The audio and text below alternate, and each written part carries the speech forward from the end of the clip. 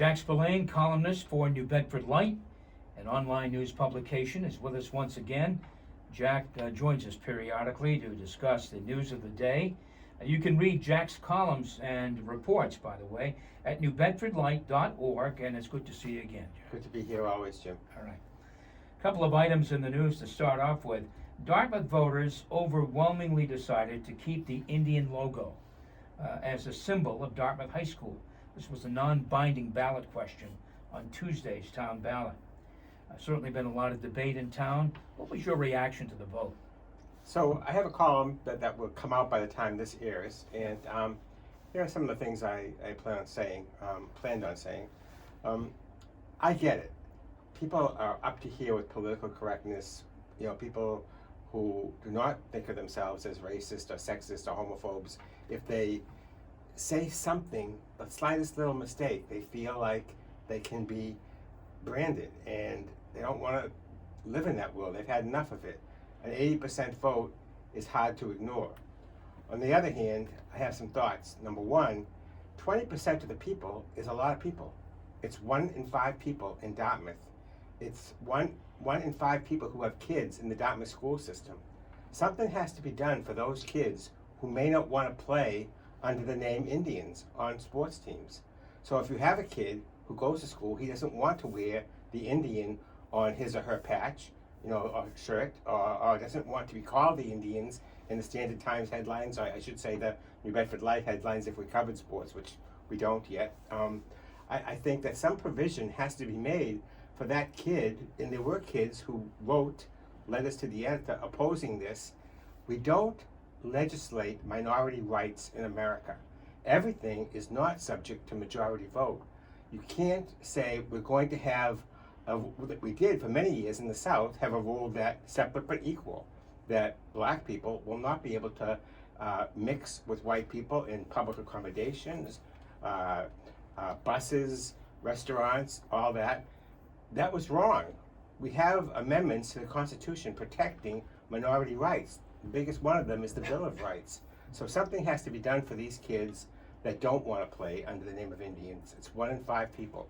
Secondly, the high-handed manner in which the supporters of Defend Dartmouth, which I did not like that name, as if you're against Dartmouth if you happen to disagree on this issue. I thought they were very clever about the way they framed it, but now they've threatened the school committee with recall if they do not comply with what was agreed to be a non-binding referendum. They're feeling full of themselves right now. I think that is not the way to be gracious about this. They really need to reach out to the people who are Dartmouth residents and do have concerns with this name. Well, the issue isn't over, as you suggested. The next vote belongs to the school committee. There's a meeting on April 25th, I believe. And of course, we have this pending legislation on Beacon Hill that would ban Native American logos and mascots statewide. We haven't heard much about that. Is it stalled? Is it forever going to be stalled in a committee? I don't have much confidence that that's going to pass. Massachusetts has never been a great leader on this issue. You only have to look at the state flag and the agony that they're having over should we change it, should we not change it. I don't have any confidence. I know a lot of places where this has gone to a vote and they've tried to put an end to it, which I don't think you can put an end to it that way. It's lost. My sister lives in the North Shore in Wakefield. They have the Warriors, the same thing, lost clearly. That doesn't mean that minority points of view shouldn't be respected. And now you're going to force people who really deeply object to this name to play under it. I don't think that's good. Well, then you might get some pushback from some folks who say, look, the kids didn't vote, it was their parents who voted. Their parents voted no. It doesn't mean the kids necessarily disapprove of the Indian name. I think these are high school kids. There should be a way, if they do disapprove of it, to not have to play under that name. And I think it's a problem. You're going to call all the kids the Indians, and that's what the headlines in the paper say. Indians win, blah, blah, blah. I think it's a problem. All right, we have another prickly issue that I'm not sure You didn't mean to guys, get me started. I'm not sure you guys covered, but others did, and there's a lesson here. The city this week rescinded a plan to have the users of the Noah Place playground on at the marina on Pope's Island, the city-owned marina on Pope's Island. I shouldn't say the city; it's a state-owned marina on Pope's Island. But there was a plan in place to have folks who use the Noah's playground pay for parking. Now, it's a little bit complicated. You have 2 hours free, and then you have to do a pay to park system after that. But there was a public outcry against this plan. And after the outcry, the city decided to put the plan aside and study it for a year. I really think it's a great example of people speaking up and government listening. Government doesn't always listen. I have mixed feelings about this issue also.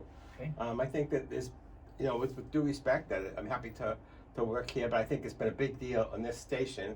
I think there's been one article in the Standard Times. We haven't written about it at all at the New Bedford Light. We don't usually go into that kind of a granular issue. We usually like bigger issues, but my take on this is that it's somewhat a controversy in search of an issue. Number one, as the mayor has pointed out, the playground is open to all people with handicap placards. As Tim Weisberg has pointed out, some people are handicapped that don't have placards, whether they're autistic or whatever. But they get 2 hours. If 2 hours is not enough, some people claim that it needs to be 4 hours. They should change it to 4 hours. I'm over there, I drive over that bridge all the time, so I drive by this playground quite a bit, and I like that park, so I park there sometimes. It's very rarely crowded. Even in the summertime, most days it's not crowded. Maybe on weekends it is, when I don't see, but I don't see it crowded that much. So I'm also apprehensive because I think some of the players have had long histories of the park board, which I agree with them, has not always been as responsive as they should be, has not always been following their advertising laws as they should be. But I think that there are some politics going on in this with some people who have disagreements with the mayor, and there may be some using of this issue for that purpose. So I have some reservations about it for that. Having said all that, I think it's a bad idea to make you pay for parking at a handicapped playground. I can't imagine who in the city thought this was a good idea, and I think they're backing away from it now because it wasn't a good idea. So, good on them. Here's one you wrote about recently, Jack. You wrote recently about the UMass College of Visual and Performing Arts in downtown New Bedford, and what appears to be the phasing out of fine arts programs at that college. Why is that happening? So I have been contacted by a number of the alumni and artists concerned that courses in things like ceramics, weaving, painting, sculpture were not being offered as often as they used to be. The traditional fine arts, which covers everything from jewelry making to textiles to you name it. Some of the equipment in that school that was brought to New Bedford just 20 years ago is quite expensive. There's no doubt that with the digital age, things like gaming art, fashion design, what's another one, interior design, have become more popular and, in some people's views, more practical majors. I'm not sure, I'm not a little skeptical as to how practical a major gaming design is in getting you a job right out of college. I think that a lot of kids, when they get out of college, don't get good paying jobs right away, but they eventually get into the business world, and if they're talented, whether their degree is in gaming design or English or pottery, whatever it's in, I think that they tend to do well. So I think we lose something when we go away from these traditional fine arts, which a lot of the digital arts are built on. And I also think that there's no doubt that the coming of the artists to downtown New Bedford has been a big part of the revival of the downtown.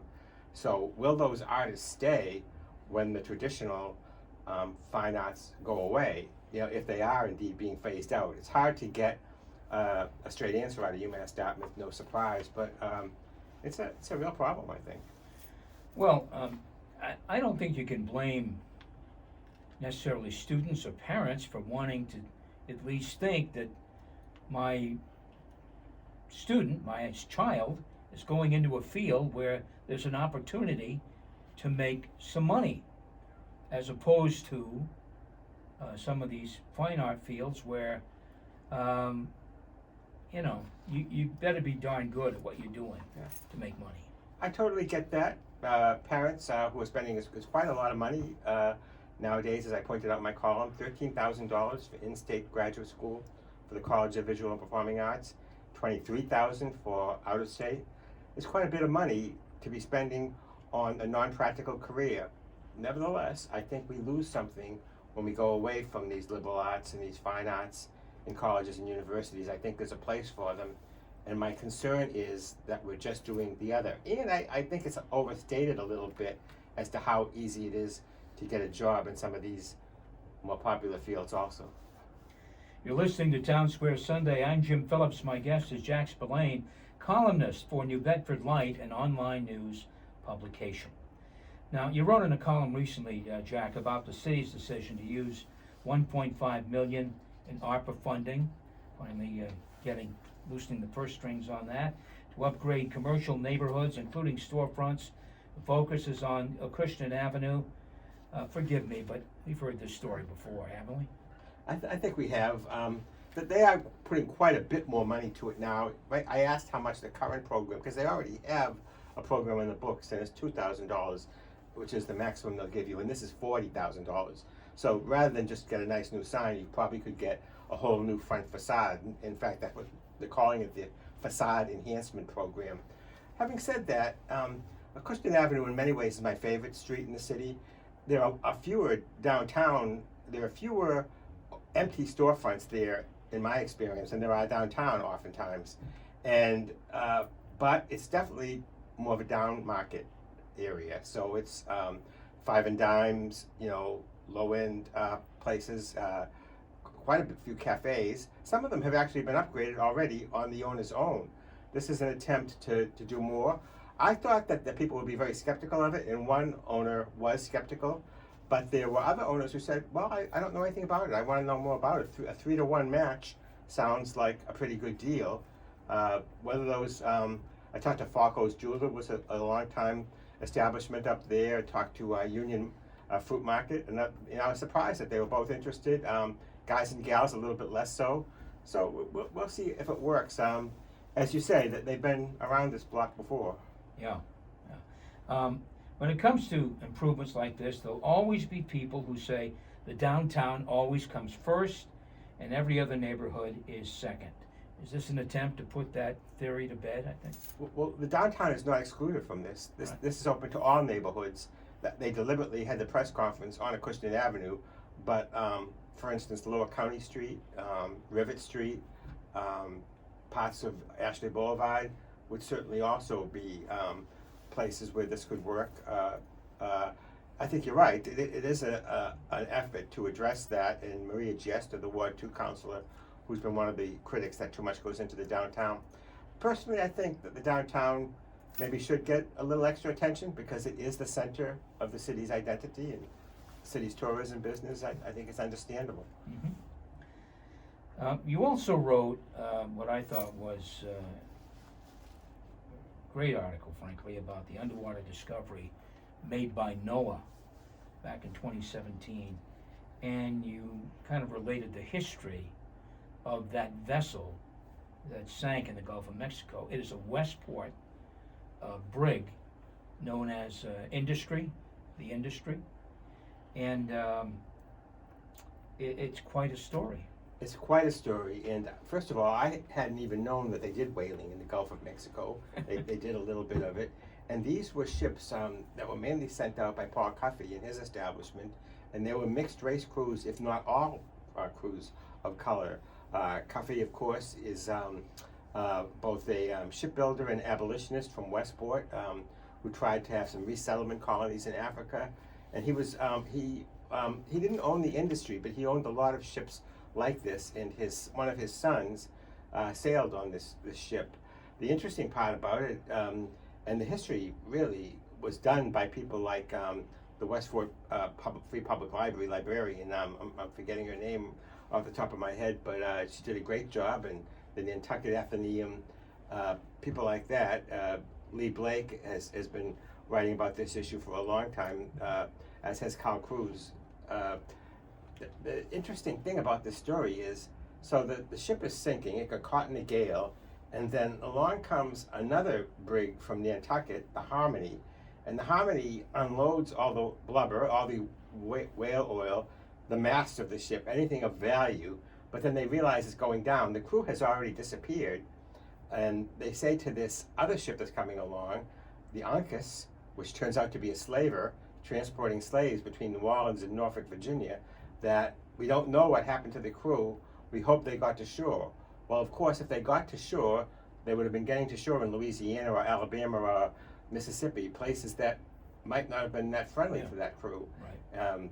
They were often imprisoned when if they left the port, and so it turns out that they were picked up by another Nantucket ship, Westport ship rather, and brought back to Westport, and so they were safe. But it's a fascinating story of the dangers that these seamen of color faced. Yeah.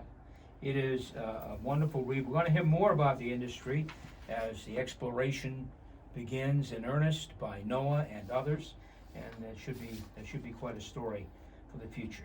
My guest has been Jack Spillane, columnist for the New Bedford Light, which is an online publication covering the city of New Bedford. You can read Jack's material at newbedfordlight.org.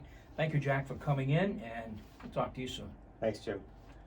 Stay with us. TownSquare Sunday continues in just a moment.